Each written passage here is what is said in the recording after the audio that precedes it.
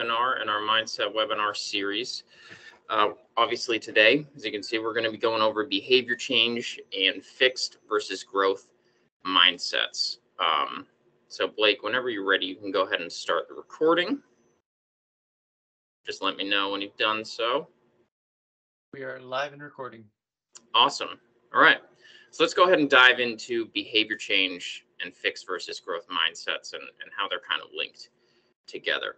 But let's start by looking at the goals of this webinar. What do we want to accomplish? Well, first off, we want you to learn how to build healthy habits and maintain them. That's our chief goal here. But we also want you to identify your own resistances to change. And we want you to understand how mindset factors into our capacity for change. So let's start by talking about change. What is it and how does it unfold? And change, of course, can happen when we're ready. If we're fortunate, it will happen on our terms. And that's usually called growth. And it's just a natural consequence of our new wants and needs at any point in life. But of course, change can also happen when we're not ready. Unexpected situations can force us to change, whether it's illness, injury, a life event, etc. We may not want to adjust course, but life forces us to. But a few points about change that I want to make is that it's always a journey. It's dynamic and it's going to evolve over time, and it's not always going to be a linear trail of progress trending upward. Sometimes we might regress or plateau,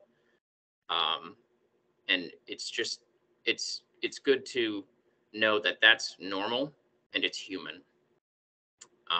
But our efforts and strategies to sustain that change, they might evolve over time, either intentionally or subconsciously as we adapt to our surroundings and to what life throws at us.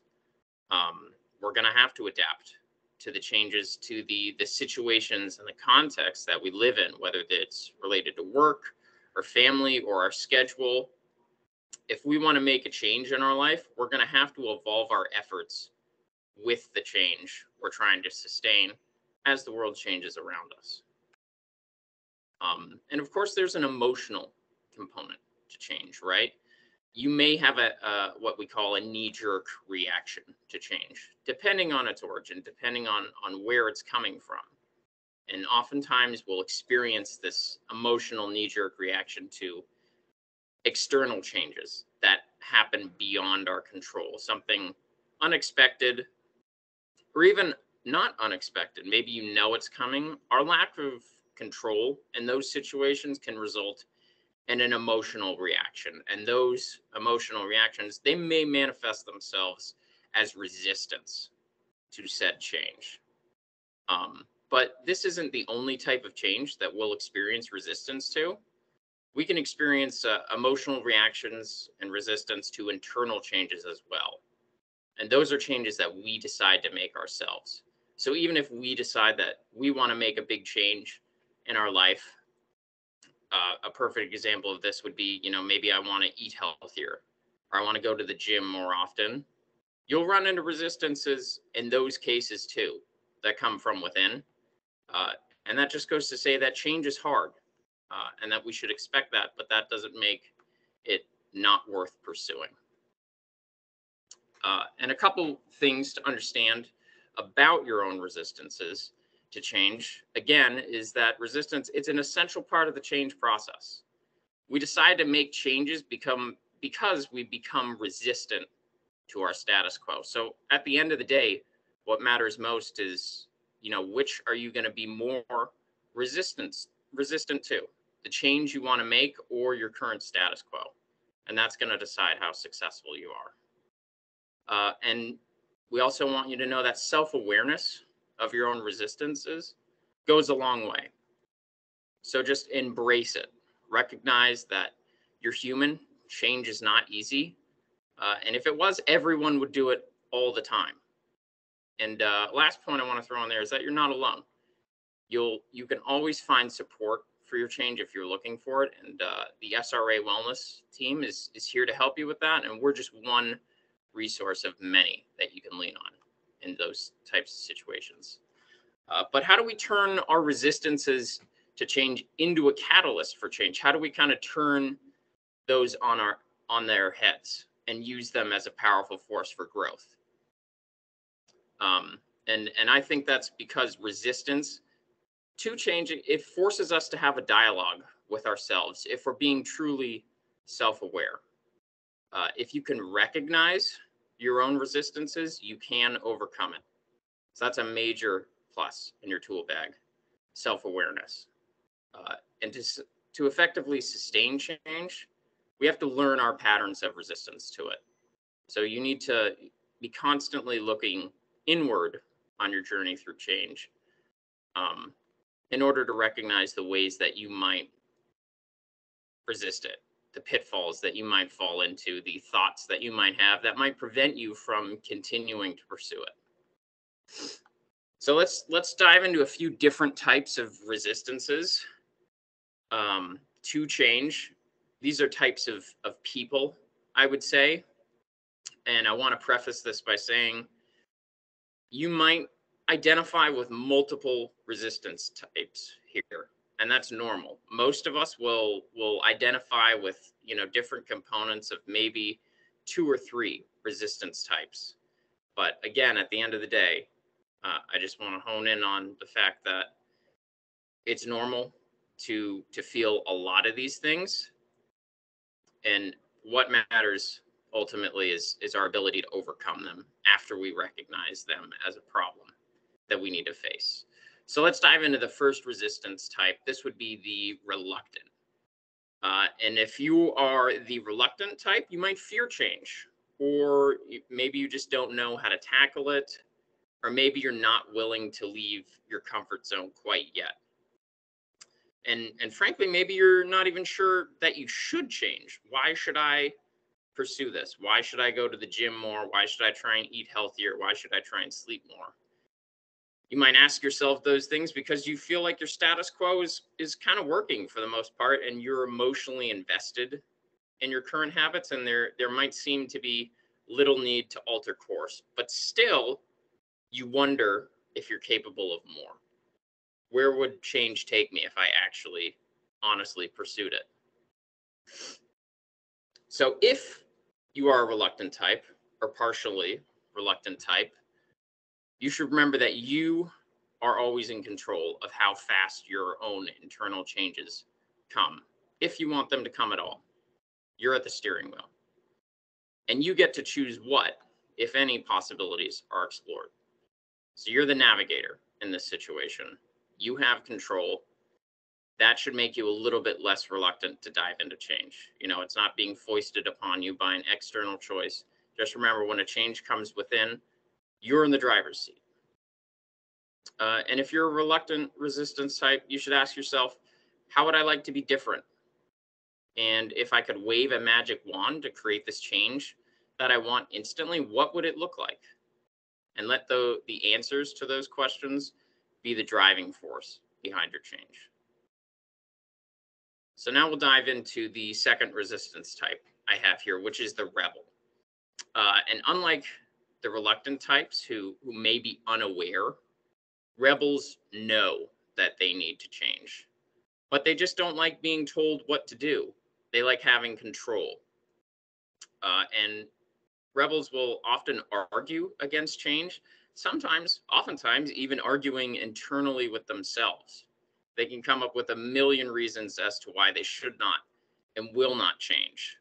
And this might be because secretly they fear failing, or they might be strongly emotionally invested in their status quo. And even if that status quo sometimes sucks, they may insist outwardly that it somehow benefits them. So there's a lot of resistance there. It's a little bit more aggressive than a reluctant type.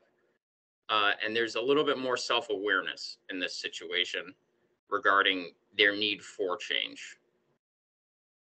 But if you are a rebel or you identify with any of those rebellious elements, what you should do is make small changes and practice them daily.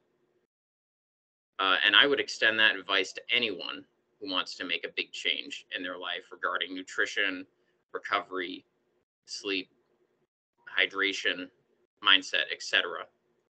Small incremental changes, small little stepping stones, they go a long way. They add up over time. And another thing is to help yourself feel secure as you change. Set things up so you can't fail, at least until you feel like you're ready to deal with a failure. So again, that's where those small changes and those daily practices come in handy. If you set small, realistic, attainable goals, and we'll get into those a little bit more in our goal setting webinar this month, you're not going to run into much failure. So just try and take a measured approach with things when you're trying to create change. And obviously, the smaller the change, the greater your chance of success, as I just established. And the last part is to remember that feeling comfortable with failure is a necessary part of growth. So just get comfortable of the idea of failing. Know that it's not always going to be the end of the world, and that trial and error is a huge process for a lot of different things. And if you're a rebel, you should ask yourself, what worries you about your current situation or habits? And how is this change important to you? How are the consequences of not changing important to you as well?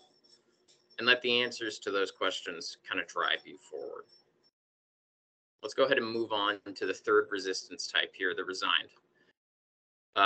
The idea of changing or overwhelming, or the idea of changing is probably going to be overwhelming to you, first and foremost. I would say overwhelming is the defining word here for the resigned resistance type. And you may feel that it's too late to change, or there's too much to overcome. The pile of junk is too big. The mountain to climb is too tall. So why even bother? Why start? And we might be kind of self-defeating before we can even wade into the change that we want, ideally, if we're a resigned type. And that might be because maybe in the past you tried to change numerous times before, but you weren't able to attain any sort of sustained success to keep you going, to fuel your fire. And after failing to meet your own expectations, whatever they were, that left you feeling hopeless. So change might not seem possible to you.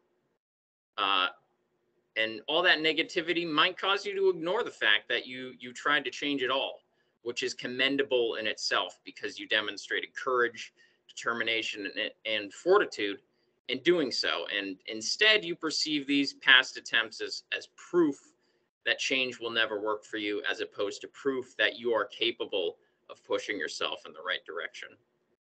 So for the resigned, it's all about framing. I think that's a big thing. And again, we'll go back to a point I made earlier. If you're a resigned type or partially resigned, you should understand that progress, again, it's never linear. Regressing or plateauing, aka just staying the same, it's human, and it happens to all of us regardless of what change we're trying to make or what direction we're trying to go. So stand fast in the face of adversity when it hits you, and just get up and push forward once again.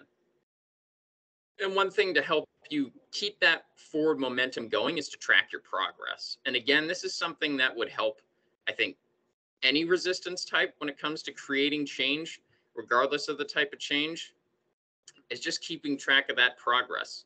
Every milestone you hit, mark it down, journal it, tell a friend, tell a family member, make it count for something emotionally. Maybe you keep track of just, how many times did you pick yourself back up after failing? How many times did you get back up on the horse after falling off? Keep track of that. You don't even have to keep track of like, okay, I did, 3 days in a row of, sorry, Rini, can't talk right now. In the drawer. How many times did you refuse to fail despite all the adversity you faced? Keep track of those moments too. Like I was saying, it doesn't even have to be, oh, I didn't get 10 reps on a squat today after getting 12 on the other day, something like that. It's just, all right, how many times did I fall off the wagon? How many times did I get back up and keep going and, push away that that temptation to just give up and stop altogether. And the last thing is to think of your change as a continuum rather than all or nothing. Your change is not going to be graded on a pass-fail scale. Highlight those small incremental changes you make. Again, remember, those lapses, regressions are temporary if you choose for them to be temporary. Failure is always an opportunity for practice. And then you should ask yourself, what personal strengths do you have that will help you to succeed? When I struggled or fell down, what did I learn?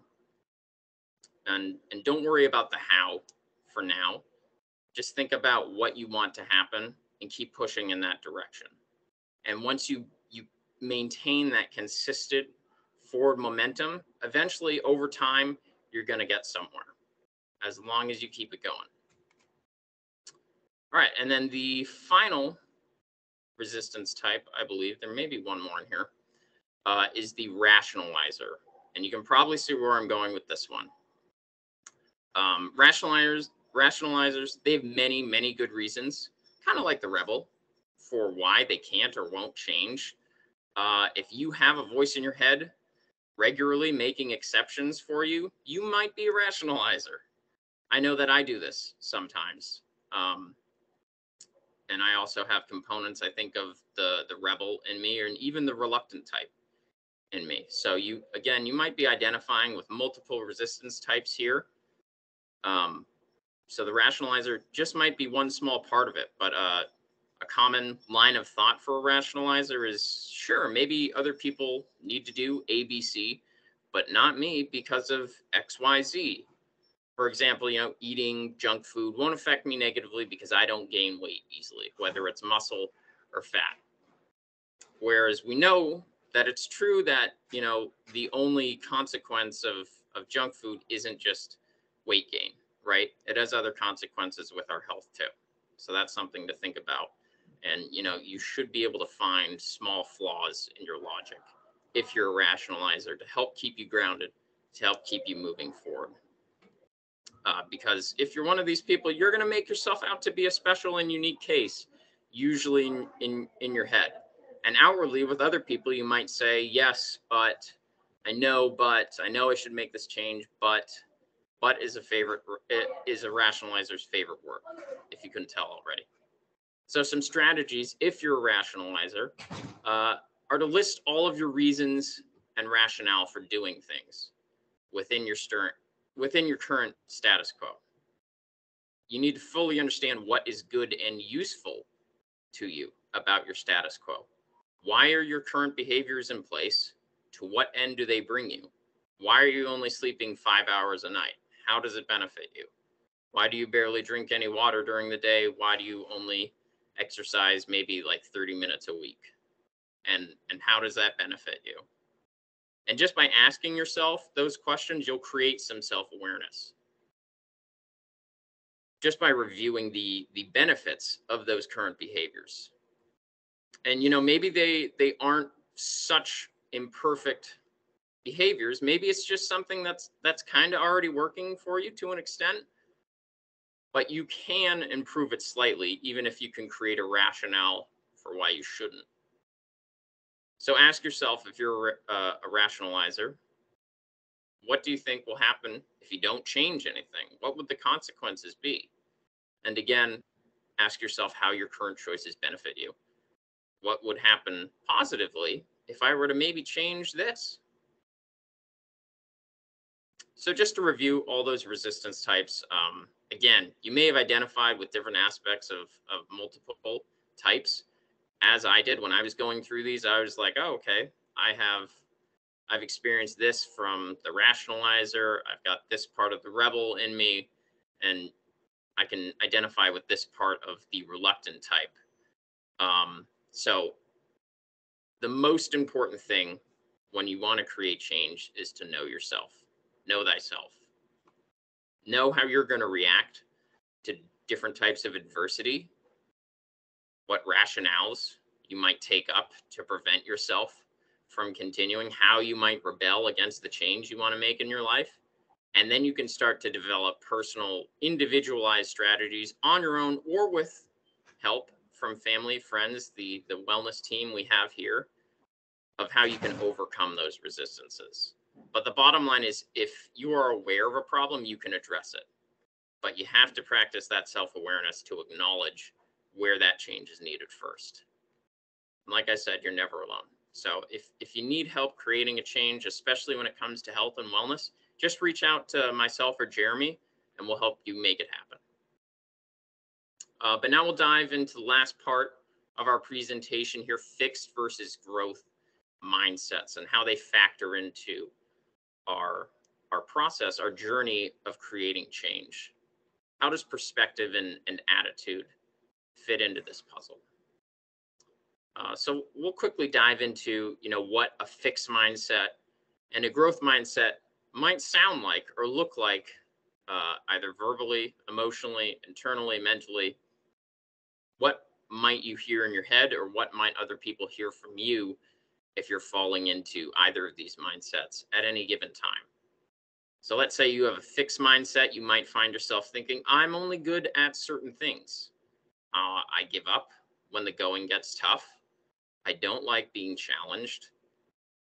I'll take feedback and criticism personally.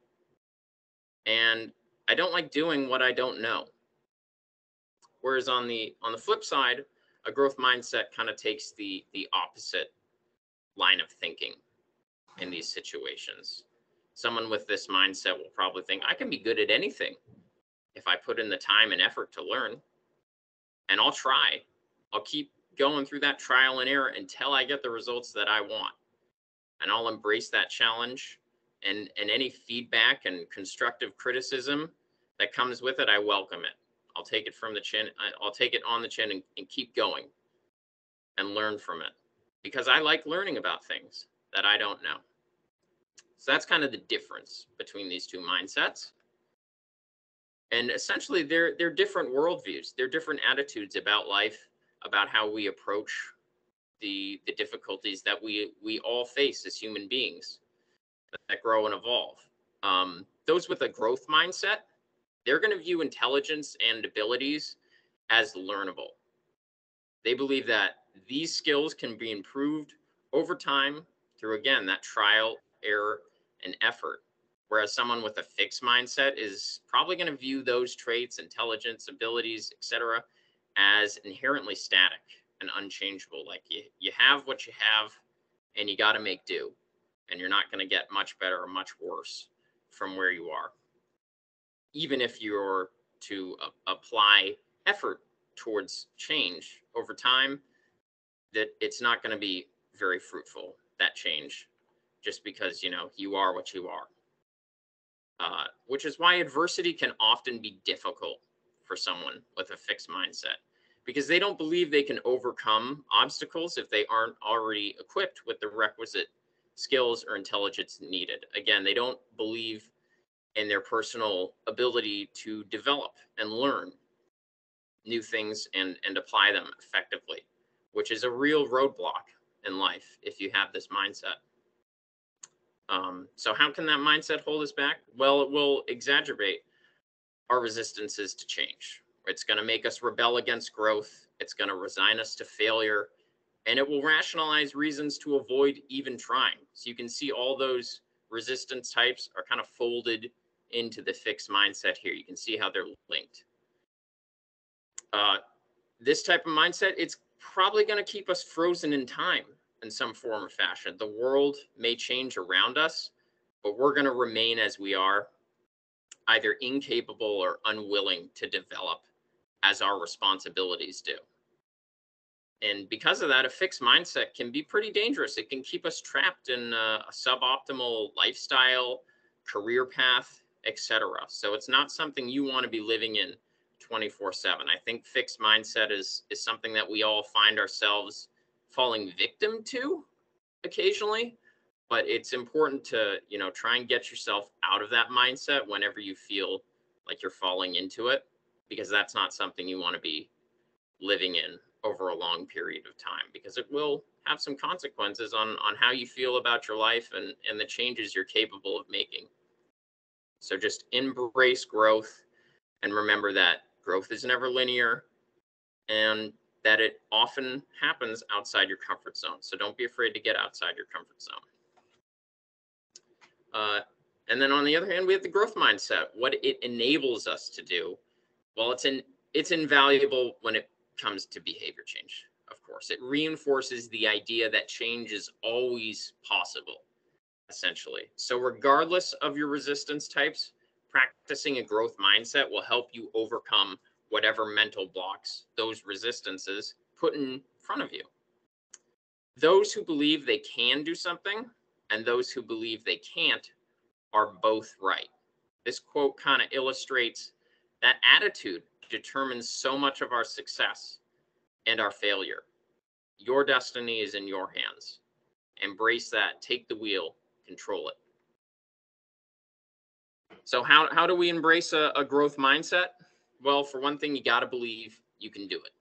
Use a daily mantra or a similar device. Maybe it's like an inspirational quote you have on your wall, or that you write on a whiteboard at your desk, or just something you put in front of you every day to convince yourself, to remind yourself that you are capable of all the change that you need. And the second thing is to allow yourself to fail. Again, failure is human. It's natural. It's going to happen to all of us. But what determines our success thereafter is how we handle that failure. Just remember that it's essential, and that it can be overcome with effort and time. Try again. Failure is a stepping stone, as I said earlier. And I like to say that every failure takes you closer to your next success. And the last part is don't place undue emphasis on results. Yes, it's the results that count, but don't forget to reward yourself for your efforts. You know, it's not the peak, it's the climb. You may have heard something similar in a Hannah Montana song at some point, maybe. But remember to reward yourself for those little milestones that I said before. Even if it's something as simple as, okay, I got back on track after taking a week off from exercising or something like that. Recognize yourself for that. Pat yourself on the back.